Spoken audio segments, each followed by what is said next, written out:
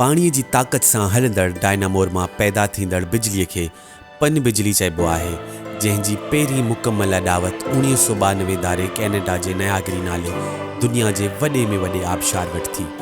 पाकिस्तान में जीअं त आबशार न हुअण जे बराबरि आहिनि, उन करे पन बिजली पैदा करण लाइ नहरनि खे इस्तेमाल में आंदो वञे थो।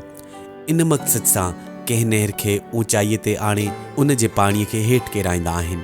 मसनूई तरह पैदा कयल उन आबशार जे हेठां चरखियूं लॻायूं वेंदियूं आहिनि, जेके किरंदड़ पाणीअ जे ज़ोर सबबि फिरण लॻंदियूं आहिनि। हिकु लोही सीख ज़रिए इहे चरखियूं जनरेटर सां ॻंढियल हूंदियूं आहिनि। चरखियुनि जे फिरण सबबि जेका ॾूर इन्हनि इलाइक़नि ताईं तारनि ज़रिए पहुचाई वेंदी आहे। जिन मुल्कनि में कोयलो तमामु घटि पैदा थिए थो, उते सनत जी तरक़ीअ लाइ पन बिजलीअ खे वॾी नेमत सम्झियो वञे थो। पाकिस्तान में जेतोणीकि कोयलो पैदा थिए थो, पर घणे वक़्त खां सनती घुर्ज लाइ पन बिजली जो इस्तेमालु कयो वञे थो।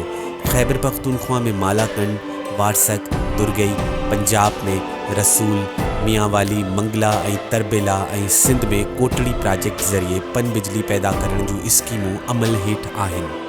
उत्तर America, Norway, France, Italy, Sweden, Switzerland ऐं स्पेन पन बिजली पैदा करण में अॻिभरा आहिनि। हिन तरीक़े सां पैदा कयल बिजली निस्बतन सस्ती हूंदी आहे, पर जेकॾहिं कोयले खे इस्तेमालु कयो वञे त शायदि इहा अञा बि सस्ती पवंदी। पहाड़ी इलाइक़नि में पाणीअ जी ताक़त सां अटे पेहण जूं चकियूं बि पन बिजलीअ ते हलंदियूं आहिनि।